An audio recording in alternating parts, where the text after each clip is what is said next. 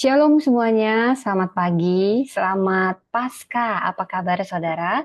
Saya berharap semua dalam keadaan penuh sukacita. Ini Minggu Paskah yang luar biasa. Berkat Tuhan selalu baru tentunya atas kita setiap hari. Baik saudara, saat ini kita akan siap mendengarkan firman Tuhan. Mari kita bersatu di dalam doa sebelum kita mendengarkan firman Tuhan. Kita menyiapkan hati kita. Bapa Surgawi, di dalam nama Tuhan Yesus kami mengucap syukur untuk hari ini. Kami bersyukur untuk berkat-Mu yang selalu baru setiap pagi. Saat ini hamba-Mu akan menabur firman-Mu yang kiranya dapat bertumbuh di hati kami. Kami mau menyiapkan hati kami. Kami merendahkan diri kami di hadirat-Mu Tuhan, dan kami mau siap mendengarkan kebenaran firman-Mu. Kiranya Engkaulah Tuhan yang berfirman atas kami dan memenuhi kami senantiasa. Terima kasih Tuhan untuk kasih setia dan kebaikan kemurahan-Mu. Terima kasih Tuhan untuk anugerah-Mu yang amat besar dalam kehidupan kami. Terima kasih karena Kau begitu baik, amat baik, luar biasa baik. Dan saat ini Tuhan kami berdoa memohon hikmat yang daripada-Mu. Tolong hamba-Mu karunia hikmat, karunia pengetahuan. Engkau anugerahi kepada hamba dalam memberitakan kebenaran firman-Mu. Hanya kebenaran firman-Mu yang diberitakan di sini. Dan semua untuk kemuliaan nama-Mu. Terima kasih. Kami sepakat mematahkan segala kuasa yang tidak berasal daripada-Mu, yang mengganggu pemberitaan firman Allah. Dihancurkan, dipatahkan di dalam nama Tuhan Yesus. Berfirmanlah ya Roh Kudus, berbicara pribadi lepas pribadi. Di dalam nama Tuhan Yesus kami berdoa. Amin. Shalom saudaraku, apa kabar? Ya, selamat Paskah. Ini Paskah yang luar biasa, hadirat Tuhan kiranya memenuhi kita semua. Dan saat ini saudara, firman Tuhan berjudul berdoa dan berjaga-jagalah supaya jangan jatuh ke dalam pencobaan. Saudara, kita mengambil ayatnya dari Lukas 22 ayat 39 sampai 46. Saya senang sekali kita berespor ya. Saya selalu percaya firman Tuhan, Alkitab adalah firman Allah sendiri yang berkuasa mengubahkan hidup kita. Iman timbul dari pendengaran, pendengaran akan firman Allah. Karena itu, mari kita baca firman Allah dengan hati yang penuh kerinduan, sungguh-sungguh penuh hormat. Ada kuasa, ada rema yang akan kita alami dari pembacaan firman Tuhan. Mari kita baca dari Lukas 22 ayat 39 sampai 46. Yesus di taman Getsemani. Lalu Yesus pergi keluar dan menuju Bukit Zaitun seperti biasa. Murid-muridnya juga mengikuti dia. Setelah tiba di tempat itu, ia berkata kepada mereka, "Berdoalah supaya kamu jangan jatuh ke dalam pencobaan." Kemudian ia menjauhkan diri dari mereka, kira-kira sepelempar batu, lalu ia berlutut dan berdoa. "Ya Bapakku, jikalau engkau mau, ambillah cawan ini daripadaku. Tetapi bukan kehendakku, melainkan kehendak-Mu lah yang terjadi." Maka seorang malaikat dari langit menampakkan diri kepadanya untuk memberi kekuatan kepadanya. Ia sangat ketakutan dan makin bersungguh-sungguh berdoa. Peluhnya menjadi seperti titik-titik darah yang bertetesan ke tanah. Lalu ia bangkit dari doanya dan kembali kepada murid-muridnya. Tetapi ia mendapati mereka sedang tidur karena duka cita. Katanya kepada mereka, "Mengapa kamu tidur? Bangunlah dan berdoalah supaya kamu jangan jatuh ke dalam pencobaan." Demikianlah firman Tuhan, terpujilah nama Tuhan. Saudara, untuk mengupas setiap firman sebaiknya kita mengambil perikop sebelumnya dan sesudahnya. Saudara, kisah tadi itu berjudul di Taman Getsemani. Namun sebelumnya, kisah yang perikop sebelumnya itu tentang perjamuan terakhir Yesus. Nah, kalau dalam bahasa Inggrisnya The Last Supper. Saudara, mungkin di sini ada yang suka nonton bioskop, saudara. Saya baru nonton film The Last Supper dan saya menangis ketika nonton film The Last Supper. Pada saat itu Yesus menyembelih di perjamuan malam itu. Dia melihat daging itu seperti anak domba yang sedang disembelih dan seperti melihat dirinya sendiri yang akan sebentar lagi disembelih sebagai anak domba Allah. Dia menangis di situ sampai murid-muridnya bingung. Di situ dia mengingatkan murid-muridnya bahwasanya malam ini iman mereka akan digoncang. Murid-muridnya sibuk membahas siapa yang terbesar di antara mereka. Yesus sedang berusaha menyatakan kerinduan. Yesus sudah tahu apa yang akan dia hadapi 3 jam atau 4 jam lagi sebelum kisah di Taman Getsemani. Jadi kisah sebelum di Taman Getsemani ada The Last Supper, perjamuan akhir, dan kisah setelah di Taman Getsemani itu adalah Yesus ditangkap. Saudara, di Last Supper murid-murid belum mengerti sepenuhnya apa perkataan Yesus. Tetapi The Last Supper inilah yang akan kita peringati dan selalu kita peringati awal bulan perjamuan. Inilah darahku, inilah tubuhku. Menjadi peringatan yang selalu kita peringati. Karena Yesus memberi tubuhnya dicincang-cincang, maksudnya bukan dicincang saudara, tapi ditoreh, dipukul ya. Dia membagi-baginya supaya kita disatukan saudara. Yesus lahir di tempat terhina dan mati pun di tempat terhina. Padahal dia yang punya dunia, dia yang ciptakan dunia ini bersama Allah Bapa, Anak, dan Roh Kudus ketiganya yang esa. Tetapi dia harus membayar dosa dunia dan dengan mengosongkan dirinya, meninggalkan tahtanya dan menjadi manusia. Siapakah kita manusia tetapi milik kepunyaannya tidak mengenal dia. Dan di perjamuan terakhir ini, rasa rindunya, dia tahu murid-muridnya, dia tahu siapa yang akan mengkhianati, dia tahu Petrus akan menyangkal, dia tahu murid-muridnya akan pergi terbirit-birit entah kemana, saudara. Tapi dia sedang menunjukkan cintanya yang besar, tetap menunjukkan cintanya yang besar di The Last Supper ini, saudara. Kemudian kita masuk di Getsemani, yang tadi kita baca, itu di Taman Getsemani. Tahukah Anda? Ini adalah tempat ujian sebelum kemenangan. Ini tempat pergumulan, tempat keputusan, dan akhirnya ada kemenangan setelah ada transformasi rohani. Tahukah saudara? Getsemani bukan akhir, tetapi justru awal kemenangan. Disinilah peluh Yesus berubah menjadi titik darah. Ia sangat ketakutan dan makin bersungguh-sungguh berdoa. Peluhnya menjadi seperti titik-titik darah yang bertetesan ke tanah. Saudara, sebelum Yesus menang, kemenangan pertama, kemenangan puncak Yesus bukan di Bukit Golgota, tetapi di Getsemani. Getsemani adalah kemenangan yang mendahului segala kemenangan. Kenapa saya katakan? Karena kunci kemenangan Yesus sebelum disalib, disinilah dia mendapat kekuatan sejati dari Bapa ketika dia berserah kepada Bapa. Di sini dia bisa membatalkan misi keselamatan manusia. Karena dia 100% Allah, 100% manusia. Dia tahu apa yang akan terjadi beberapa jam lagi, bahkan dia tahu, dia maha tahu. Dia tahu siapa yang akan memukul dia, bagaimana dia akan diperlakukan. Selain kitab nubuatan, dia sudah tahu, saudara. Itulah bedanya setan dengan Tuhan. Setan bukan maha tahu, tapi Tuhan maha tahu. Tetapi sampai peluhnya berubah, ini dalam bahasa medisnya hematidrosis. Ini langka sekali, di mana pembuluh kapiler pecah. Ini jarang terjadi pada orang. Ini kalau sudah depresi tinggi, baru orang bisa mengalami stres yang sangat berat. Tetapi Yesus mengalami ini dan dia bisa melewatinya. Saudara, biasanya orang belum lagi masuk ke titik hematidrosis, dia sudah bunuh diri. Karena begitu besarnya tekanan yang mungkin tidak terlihat. Belum ada yang memukul Yesus, belum ada yang mencabik-cabik dia. Tetapi dari kemahatauannya, dia akan tahu 2 jam lagi dia ditangkap dan dia akan disesah. Dia akan seperti anak domba, dia singa dari Yehuda. Ya, Wahyu 5 ayat 5, tetapi harus berubah jadi anak domba. Dia Tuhan yang maha kuasa, maha tahu, maha hadir. Tapi dia harus meninggalkan semua kuasa ilahinya dan 100% menanggung segala sakit itu dalam bentuk rupa manusianya yang 100%. Saudara, dosa kita, dosa upahnya apa? Dosa upahnya maut. Jadi Yesus datang ke dunia ini bukan menghindari salib, justru memberi diri untuk disalib. Kalau memang dia menghindari salib itu, dia tidak perlu turun ke dunia ini, dia tetap aja di surga karena dia Tuhan. Tetapi memang misinya keselamatan. Dosa harus diganti dengan maut. Jadi kalau mau menebus dosa, harus turun ke dalam kerajaan maut. Itu seperti seseorang punya utang, utangnya 10 triliun, tapi dia hanya punya uang 10 juta. Jadi tidak bisa membayar dosanya yang begitu besar. Apapun anak domba, sehebat apapun anak domba, itu tidak bisa membayar dosa kita, saudara.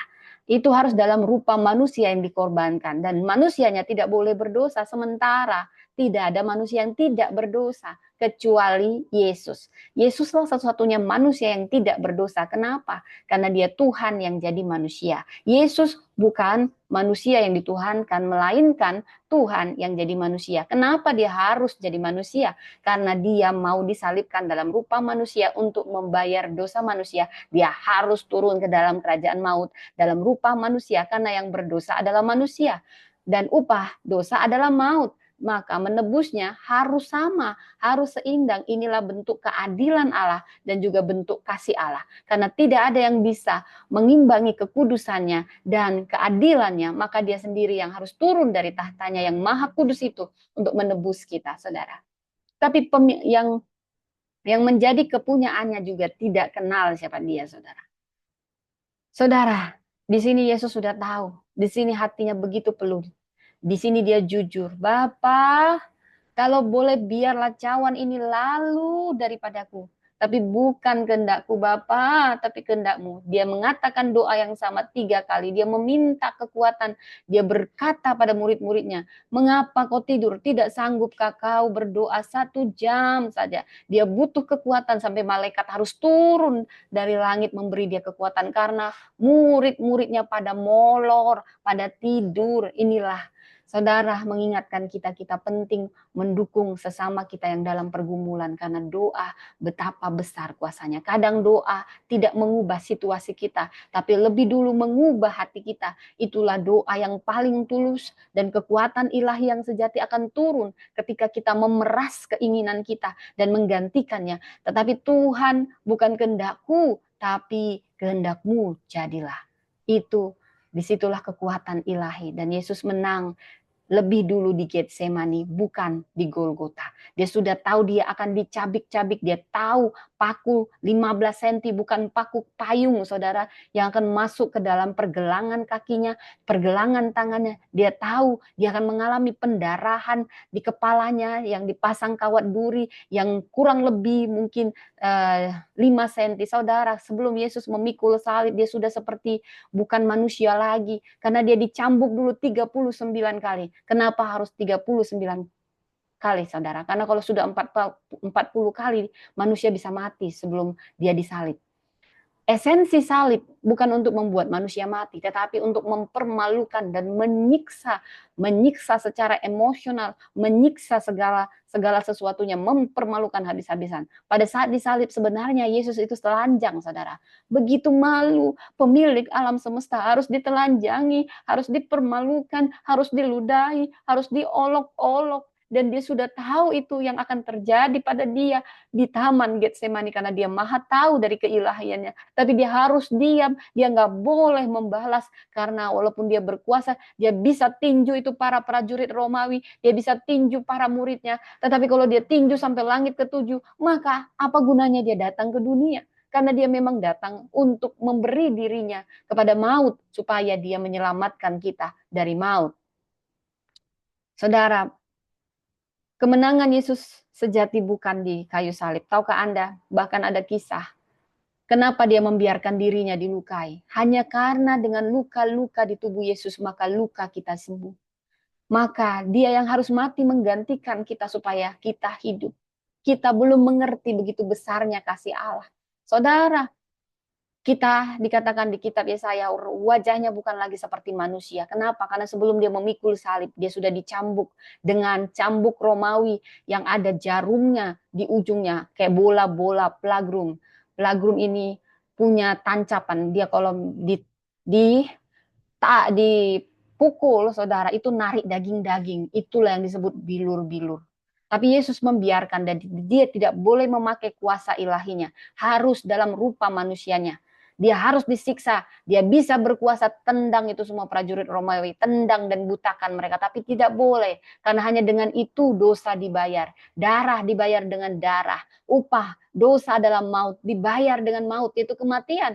Dan dia harus minum cawan murka Allah. Apa itu cawan murka Allah? Itu penderitaan, itu adalah upah dosa yang harus dia minum padahal dia tidak berdosa. Dia harus menanggung semua kutuk dan dosa. Tetapi yang setan tidak tahu, disitulah kuasanya. Dia menang melawan maut sehingga kita semua ditebus oleh darahnya. Bukan karena perbuatan baik kita, tetapi karena iman kita dalam kuasa darah Kristus. Oleh darah anak domba, oleh kesaksian kita. Saudara, di sini Yesus sudah tahu. Di sini dia masih bisa membatalkan misi itu, tetapi dia berulang kali mengatakan, Bapa, bukan kehendakku, kehendakmu jadi. Itulah kemenangan sejati Yesus, saudara. Dan penyiksaan yang akan segera beberapa jam lagi dia siap. Karena kekuatan sudah dialirkan. Tetapi tidak boleh memakai kuasa ilahinya ketika dia disesah. Ketika dia dicabik-cabik, dia harus diam. Dia seperti domba yang disembelih. Makanya kita katakan, anak domba Allah. Oleh darahnya, saudara. Seorang penombak, prajurit Romawi yang menombak untuk memastikan apakah Yesus sudah mati di kayu salib dengan tombak, maka yang keluar adalah air dan darah. Itu punya makna teologis. Air, bukti dari baptisan, hidup yang baru, kehidupan. Dan darah, itu bukti dari penebusan dosa. Penombak ini disebut namanya Longinus, karena dia hanya dijuluki si penombak. Dia ini punya kebutaan mata, saudara. Waktu itu dia menombak Yesus dan keluarlah darah dan air dan terciprat ke matanya dan matanya sembuh. Saudara, dari situ dia percaya sungguh dia adalah anak Allah. Ketika Yesus mati tepat jam 3 sore, saudara, terjadi gempa bumi, terjadi segala sesuatu yang sangat dasar, kubur orang mati bangkit, saudara. Hal-hal yang ilahi menyertai, saudara. Karena kemenangan sudah dia kalahkan, saudara. Dia sudah selesai. Dia katakan, it is finished. Saya sudah selesai bayar dosa manusia di kayu salib, saudara. Dan dia menyerahkan nyawanya. Dalam rupa manusia dia tidak boleh menggunakan kekuatan ilahinya. Hanya dengan itu kita dibayar, dosa kita dibayar, penyakit kita disembuhkan. Dan si Longinus ini yang selalu mencercah, ikut menghina Yesus, mengolok-olok. Darahnya yang terciprat ke matanya, akhirnya menyembuhkan matanya sehingga dia menjadi pengikut Kristus. Sungguh, dia adalah anak Allah. Dan dia memberikan juga nyawanya untuk memberitakan bahwa Yesus adalah anak Allah. Bahwa Yesus adalah Tuhan. Bahwa Yesus adalah juru selamat. Karena darahnya ketika dia tombak tubuh Yesus, darah itu terciprat dan darah itu menyembuhkannya. Karena itulah kita menyebut darah Kristus yang menyembuhkan kita. Darah Kristus yang menebus dosa kita. Sekelam apapun kita, saudara, bahkan penombak ini hidupnya diubahkan Tuhan. Tapi Getsemani adalah tempat pertama untuk kemenangan. Saudara, saya harus ceritakan ini. Karena Yesus sudah menang di Getsemaninya. Setiap kita akan menghadapi Getsemani kita masing-masing. Yusuf punya Getsemaninya. Getsemani kalau dalam bahasa Aramnya itu adalah Getsemanim, tempat pemerasan minyak. Tempat pemerasan zaitun menjadi minyak. Disitulah diperas, saudara. Yusuf, Getsemaninya di sumur dan penjara. Anak manja, anak yang sangat disayang sama bapaknya. Dicemburui abang-abangnya, harus masuk sumur jadi budak. Dan difitnah, masuk penjara, disiksa, saudara. Dia bisa saja lari dari Getsemaninya, yaitu tempat proses penekanannya. Tetapi dia memilih, Allahku, semuanya ini diatur untuk kebaikan. Yusuf berhasil menang dari Getsemaninya. Demikian juga Abraham. Dia lama menunggu seorang anak. Akhirnya Sarah memenuhi apa yang Tuhan memberi janjinya kepada Sarah. Anaknya Ishak, saudara. Anak yang dia tunggu. Anak yang penuh dari kemustahilan. Sarah sudah berumur 75 tahun. Dan Abraham hampir 100 tahun ketika mereka memiliki Ishak. Tetapi Tuhan meminta Ishak sebagai korban sembelihan. Saudara, Getsemani dari Abraham sebenarnya mulai dari mendapat janji itu. Mulai dari dia membawa anaknya ke Gunung Moria untuk dia persembahkan. Saudara, dia bukan membunuh anaknya lebih dulu sebenarnya. Dia sedang membunuh dirinya sendiri. Karena Tuhan tahu anaknya adalah kesayangannya yang dia rindukan, tapi Tuhan minta apa yang menjadi kesayangannya. Itu sama saja Tuhan minta nyawa dia, tapi dia memberi. Dia punya penekanan, emosionalnya tertekan sembari dia membawa anaknya ke Gunung Moria. Ternyata Allah hanya menguji dia dan dia lolos dari Getsemaninya, lolos dari tekanan-tekanan batin. Saudara, kita masing-masing pribadi lepas pribadi punya Getsemani kita. Apa itu Getsemani? Getsemani adalah pergumulan yang menekan kita, ketidakadilan yang kita hadapi, tekanan batin, tekanan apapun, di mana sebenarnya kita punya hak untuk pergi, punya hak untuk lari. Tetapi itu tergantung pada kita, apakah kita mau menang dalam proses ini atau tidak. Saudara, Yesus pernah ada di Getsemaninya untuk menyerahkan nyawanya dan dengan berkata final, bukan kehendakku Tuhan, tapi kehendakmu jadilah. Demikian pula ketika pergumulan kita, mungkin kau harus jual imanmu supaya kau dapat posisi. Mungkin kau harus tinggalkan kekasihmu atau kau harus jual imanmu demi kekasihmu. Itu adalah bentuk Getsemani modern yang mungkin dihadapi tiap orang beda-beda. Kau harus jual imanmu supaya kau dapat promosi, supaya kau kaya atau kau bertahan namun kau diperlakukan tidak adil. Itu Getsemani. Saya mau katakan apapun Getsemani Anda, Tuhan sudah lebih dulu menang di Getsemania dan kita pun pasti bisa menang karena iman besar kita sudah lebih dulu memberi teladan. Jadi bagaimana supaya kita menang dari Getsemani kita, saudara? Cukup jujur kepada Allah, gak usah pura-pura kuat. Kita ini gak ada yang kuat. Yesus dalam rupa manusianya jujur kepada Allah. Bukan kehendakku Tuhan, tapi sebelumnya dia jujur. Kalau boleh cawan ini lalu daripadaku, kalau boleh nggak ada acara penyalipan, kalau boleh nggak ada acara disesah, kalau boleh nggak ada acara diludahi, dicambuk, dipaku, kalau boleh nggak usah disiksa Tuhan. Dia jujur dalam rupa manusianya 100% manusia, 100% Allah. Karena dia harus disalib dalam rupa manusia untuk membayar dosa manusia. Tidak boleh menggunakan kekuatan ilahinya. Ternyata saudara, dia jujur. Doanya bukan untuk menghindari cawan, bukan menghindari salib, tetapi untuk menguatkan dirinya, meneguknya dengan taat. Saudara, dia meminta muridnya berdoa untuk dia, tapi muridnya molor. Sampai malaikat harus turun memberi dia kekuatan. Walau dia sedih dengan para muridnya, dia tetap memberi teladan bahwasanya berdoa. Yang paling dia sedih bukanlah disalib, tetapi ada waktunya Tuhan harus meninggalkan dia, yaitu Bapa. Karena Allah kita, Allah Bapa, Anak, dan Roh Kudus adalah ketiganya yang esa. Tetapi saat Yesus menanggung seluruh dosa dunia, dia harus terpisah sementara dari Bapa. Dan itu tidak bisa. Itu yang paling menyakitkan, keterpisahannya walau sementara dari Bapa. Namun dia menguatkan dirinya dan menyebut sampai 3 kali doa yang sama. Padahal dia Tuhan. Dia sedang memberi kita teladan. Kalau kau ada di Getsemanimu, maka ini yang kau lakukan. Maka Tuhan akan memberi kekuatan. Bapa di dalam aku dan aku di dalam kamu. Saudara, jangan hadapi sendiri. Minta dukungan rohani. Berdoalah, terus berdoa. Jangan supaya kehendak kita luluh dalam kehendak Tuhan. Jadi kalau ada orang yang minta doa, sebentar-sebentar minta doa, 5 menit lagi dia minta doa. Dia bukan kurang iman, saudara. Justru dia orang yang sangat beriman. Dia mau operasi, dia sudah minta doa jam 10. Dia minta doa lagi, itu sama seperti dia sedang menghadapi Getsemaninya, saudara. Jangan pernah katakan, tadi sudah saya doakan. Itu Anda yang kurang beriman. Justru kalau dia terus berdoa, dia sedang menguatkan dirinya supaya bukan kehendakku Tuhan, tapi kehendakmu lah yang jadi. Saudara, doa lebih dulu mengubah hati kita sebelum mengubah keadaan kita.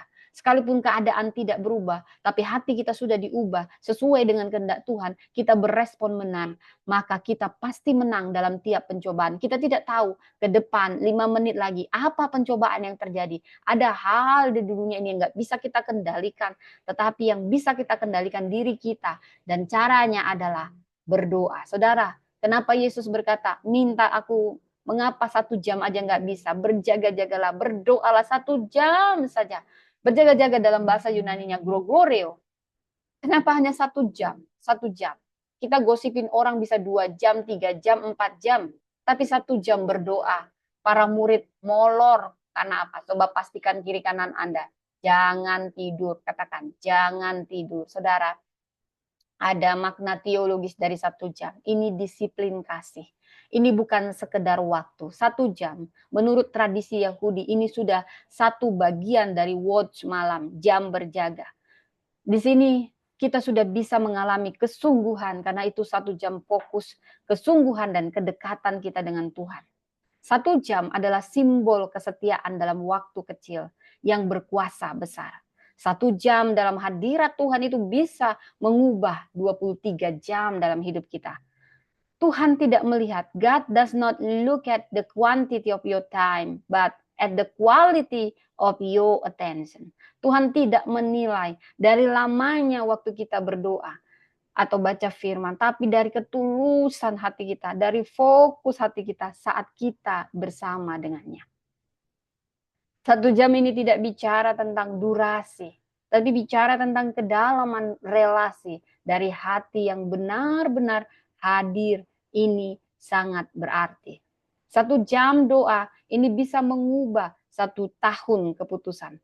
1 jam berdoa dalam hadirat Tuhan bisa menghidupkan kembali hati yang sudah mati rasa, saudara. Dan tahukah Anda, saat dunia tertidur dan Anda terjaga, langit terbuka hanya bagi mereka yang terjaga, saudara. Dan berdoa. Bukan terjaga main Facebook ya, tetapi berdoa. Sudahkah Anda memberi waktu 1 jam dari 23 jam yang Tuhan minta? Tuhan tidak minta 2 jam. Kalau kau mau beri 2 jam, 3 jam, 9 jam, bagus sekali. Tapi dimulai dari hal sederhana. Tidak sanggup tak kau berjaga 1 jam. Bahkan kau bisa bagi 1 jam ini menjadi 30 menit di pagi, 30 menit di malam. Tapi saya tahu kalau kamu jatuh cinta sama Yesus, sama seperti kalau kau jatuh cinta sama pacarmu, 1 jam itu kurang, saudara. Dan Tuhan tidak minta yang banyak, dia mintanya 1 jam saja. Itu sudah bisa mengubah hidup kita. Saudara, beda doa pribadi, beda doa sama-sama, beda doa sama pasangan, beda doa sama Tuhan, hanya kita dan Tuhan, saudara. Apakah Anda sudah menyediakan 1 jam? Berikan 1 jam, kalau belum, saudara. Nah, sekarang kita masuk.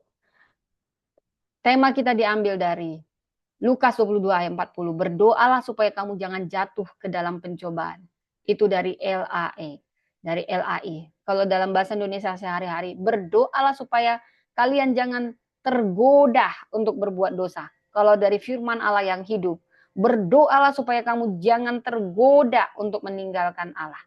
Dan ayat yang sama dari Matius 26 ayat 41, berjaga-jaga berdoa supaya kamu jangan jatuh dalam pencobaan roh penurut daging lemah. Saudara, kenapa harus berdoa dan berjaga-jaga, saudara? Apa artinya jatuh dalam pencobaan? Dalam bahasa Yunaninya perasmon. Jatuh dalam pencobaan itu apa? Itu tidur rohani, tidak siap rohani, gagal berjaga karena gagal berjaga berdoa, terutama di saat genting. Kalau Anda tidur di saat genting, itu yang terjadi kecelakaan. Orang yang kecelakaan itu karena dia tidur saat dia nyetir. Maka harus terjaga, namanya nyetir. Dan kita disuruh berjaga, bukan berarti nggak bisa tidur fisik, saudara. Tidur fisik kita, tapi rohani kita tetap terjaga. Itu bisa, saudara. Tetapi tubuh ini terdiri dari tubuh, jiwa, dan roh. Dan level roh adalah level yang paling tinggi, saudara. Kalau Anda tidak berjaga dalam roh, walaupun tubuh Anda terjaga, itu mempengaruhi karena level tertinggi roh. Tetapi saudara, tubuh ini juga bisa mempengaruhi roh kita. Daging, roh memang penurut, tapi tubuh lemah. Karena itu perlu keseimbangan, saudara. Jaga kesehatan supaya kau juga menjaga jiwa dan rohmu sehat, saudara. Saudara, yang disebut juga jatuh dalam pencobaan saat kita terpisah dari kehendak Allah dan kita nuruti kehendak kita. Kalau Yesus di Getsemani, dia disebut jatuh dalam pencobaan. Kalau akhirnya dia menolak untuk disalib dan lebih baik pakai kuasa ilahinya, maka dia disebut jatuh dalam pencobaan karena kehendak Bapa dia harus mati untuk menyelamatkan dunia ini. Tapi Yesus adalah pribadi, dia satu pribadi juga. Dia bisa membuat keputusan untuk tidak jadi atau jadi. Itu jatuh kalau keputusannya tidak jadi. Tetapi akhirnya jadi karena Yesus berdoa dan senantiasa berjaga-jaga. Dan dia memberi kita teladan terus.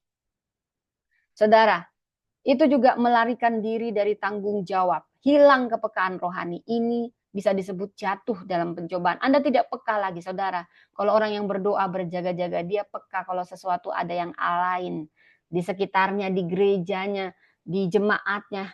Ada kepekaan dari Roh Kudus yang menuntun kita, something wrong. Ketika kau melihat seorang ibu dengan mata sendu, rohmu akan bicara, doakan dia, doakan dia. Tapi kalau kau tidak pernah berdoa dan berjaga-jaga, kau nggak peka kalau 1 jam lagi ibu ini akan bunuh diri.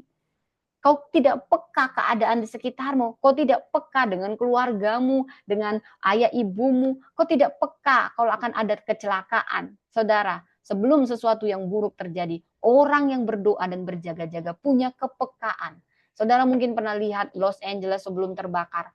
Ada hamba Tuhan yang sudah menyerukan, tapi hamba Tuhan ini dipukul, diolok-olok, saudara, dan Los Angeles terbakar begitu saja.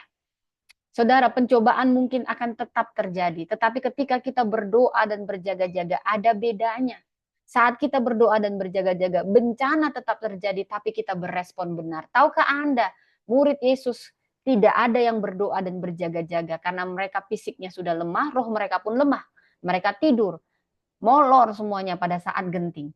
Dan disitulah ketika datang prajurit Romawi, mereka lari terbirit-birit. Mereka pengejut, laki-laki tapi pengejut.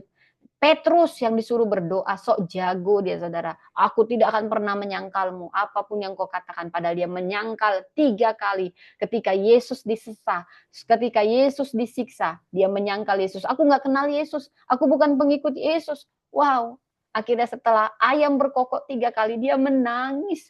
Dia menangis, begitu sedihnya, Tuhan ampuni aku. Yudas dan Petrus sama-sama jatuh dalam pencobaan. Tetapi saya mau katakan, sekalipun Anda jatuh dalam pencobaan, cepatlah bertobat. Sama seperti Petrus. Dia pernah menyangkal Yesus 3 kali dan akhirnya dia bertobat. Dan bahkan dia menjadi misionaris, menjadi rasul yang paling gigih memberitakan Injil untuk membayar penyangkalannya kepada Yesus 3 kali. Anda tidak perlu harus menyangkal Yesus 3 kali. Anda cukup seperti Yohanes, Maria Magdalena, mereka orang-orang yang berdoa dan mereka terus mendampingi Yesus dari penyalipan sampai Yesus disalibkan, Tuhan. Bahkan Maria Magdalena tidak pernah meninggalkan Yesus, bahkan dia berani sekali, seorang perempuan pagi-pagi benar dia sudah datang, saudara. Dan dia datang. Ini yang dia lakukan, dia datang untuk meminyaki Yesus, dia datang untuk berjaga-jaga di kubur. Dia begitu datang dengan kerinduan, dengan kesetiaan, walau dia nggak ingat kalau Yesus akan bangkit hari ketiga, tetapi dia jadi saksi yang pertama. Kenapa? Karena Maria Magdalena itu berdoa. Saya yakin dia berdoa dan berjaga-jaga. Sekalipun dia tidak mengerti, akhirnya dia mengerti dalam kesetiaannya. Ada kehormatan yang Tuhan beri. Saudara, mungkin pencobaan akan tetap terjadi, mungkin situasinya tetap buruk, tetapi ketika kita siap dan kita menang di dalam hati lewat doa, respon kita akan benar, maka kita bisa mengubah pencobaan itu menjadi promosi bagi kita.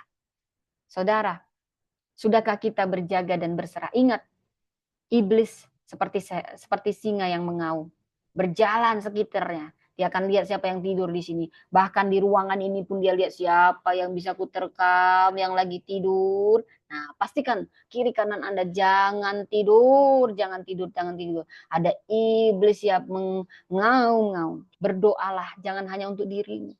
Ketika terlintas di pikiranmu seseorang, saudara.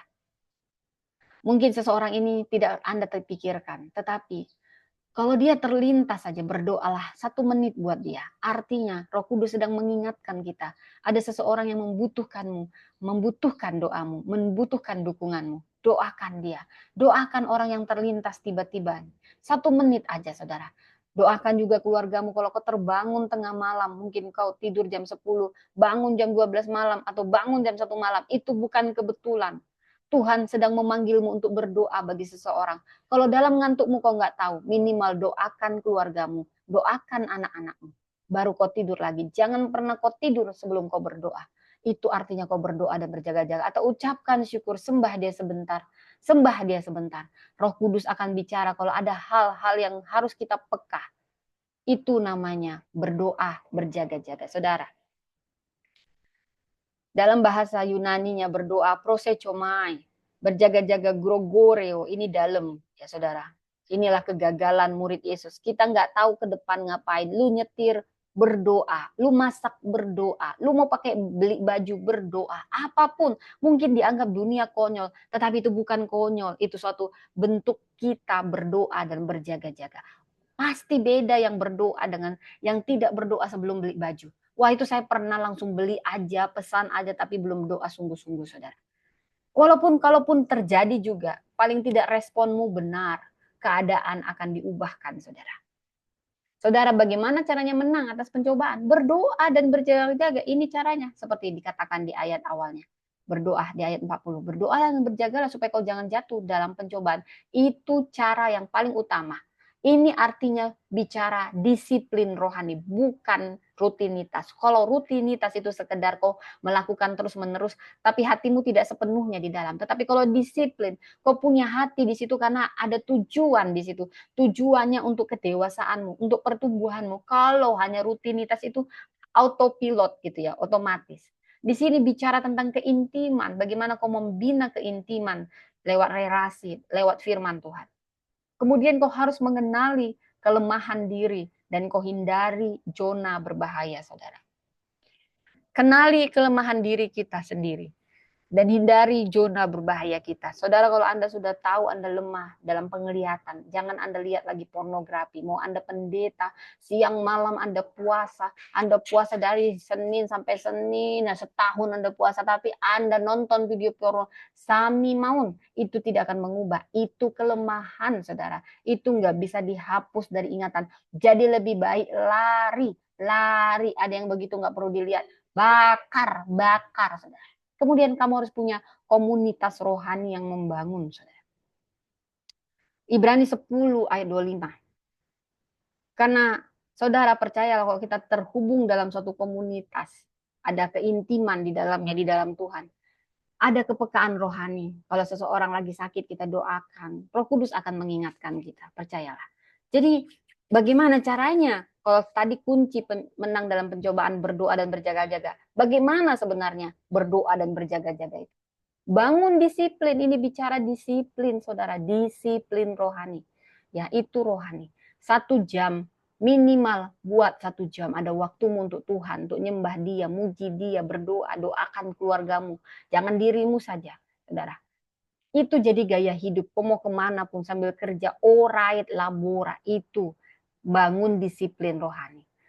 Latih kepekaan rohani terhadap pencobaan. Ini bisa dilatih, minta sama Roh Kudus. Maka kau harus kenal apa yang membuat kau tidak peka. Bosankah? Kedagingankah?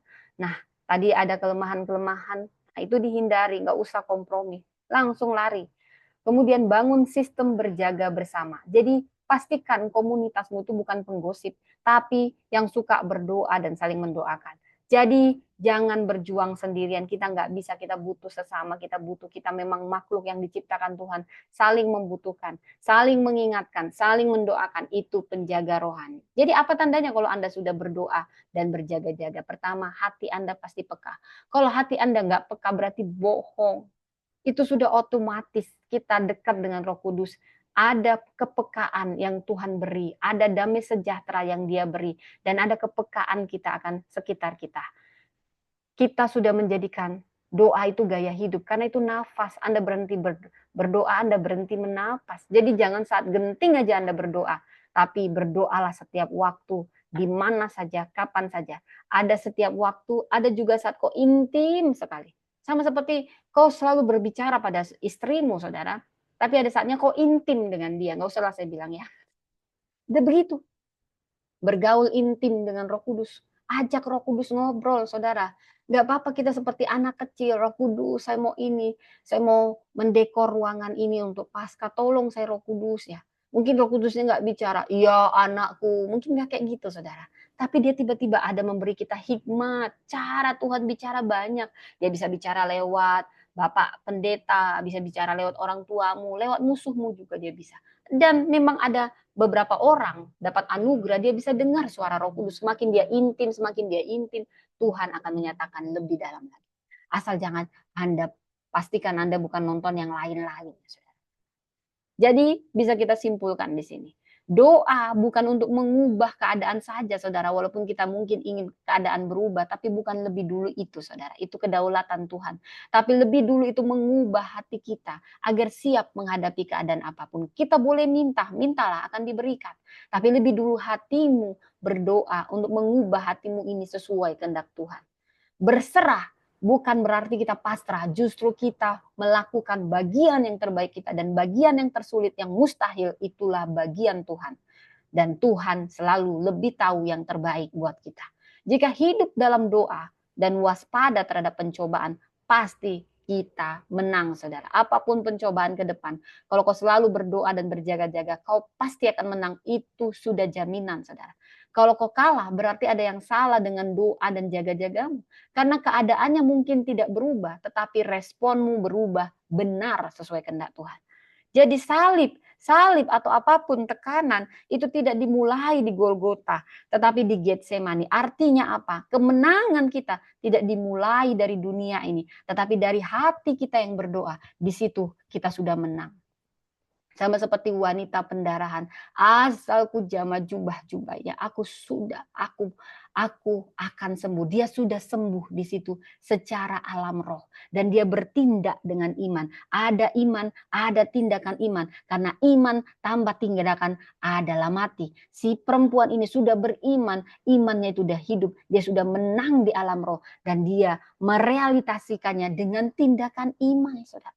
Demikian juga Bartimeus, orang buta. Dia tahu pendengaran akan Yesus, imannya timbul. Iman timbul dari pendengaran akan firman Allah. Dia mendengar bagaimana di sini disembuhkan, di sana disembuhkan. Dia sudah beriman. Aku pun pasti sembuh. Dia bertindak dengan iman. Sebenarnya secara rohani dia sudah sembuh di alam rohnya ketika dia percaya total. Percaya itu, iman itu, percaya sebelum melihat. Dia sudah tahu dia sembuh. Walau banyak tantangan menyuruh dia diam. Diam kau Bartimeus. Karena banyak follower Yesus, tapi dia tidak menyerah. Yesus anak Daud, dia bertindak dengan tindakan imannya untuk merealisasikan imannya yang hidup itu. Yesus anak Daud, kasihanilah kami. Yesus, apa yang kau inginkan? Ketika belas kasihan Tuhan berjumpa dengan kegigihan iman kita, disitulah mujizat terjadi. Masihkah kau beriman? Yesus bertanya, adakah imanku dapati? Imanmu hanya timbul ketika kau berdoa dan berjaga-jaga senantiasa. Kau memelatih kepekaanmu, saudara. Bartimeus sudah sembuh sebelum Yesus menyembuhkannya. Dia sudah sembuh di alam roh. Dia hanya bertindak dengan iman untuk mencapainya di dalam realitas. Saya mau bertanya sekarang saat ini, apapun yang menjadi masalah Anda, Tuhan bisa balikkan keadaan. Tapi dia lebih dulu membalikkan hati kita ini. Kemenangan kita terutama adalah di hati yang diubahkan sesuai kehendak Dia ketika kita berdoa. Jadi jangan tunggu sampai pencobaan datang baru berdoa. Tapi berdoalah sekarang juga agar saat pencobaan datang kita sudah menang. Demikian firman Tuhan saat ini. Mari kita berdoa. Bapa, terima kasih. Terima kasih kau mengingatkan kami senantiasa berdoa berjaga-jaga. Kau bertanya, tidak sanggupkah kami berdoa 1 jam? Tuhan, bahkan kami mau lebih dari 1 jam. Ajarilah kami supaya kami tidak jatuh dalam pencobaan, kami menang dengan pencobaan. Kami mau jujur di Getsemani, kami juga mengalahkan Getsemani kami. Kami mau menang di sini. Tolong kami Roh Kudus, tuntun kami Roh Kudus, lawat kami Roh Kudus, bimbing kami Roh Kudus, latih kepekaan kami Roh Kudus supaya kami menjadi saluran damai, jadi pengubah saudara untuk mencegah hal-hal yang buruk terjadi. Dan bahkan siap kalau memang hal buruk harus terjadi. Kami siap dan kami berespon benar. Ajari kami berdoa, ajari kami berjaga-jaga, ajari kami disiplin. Dan kami mau disiplin berdoa minimal 1 jam saja yang akan mengubah hidup kami 23 jam berikutnya. Kami percaya di dalam nama Tuhan Yesus kami berdoa. Amin.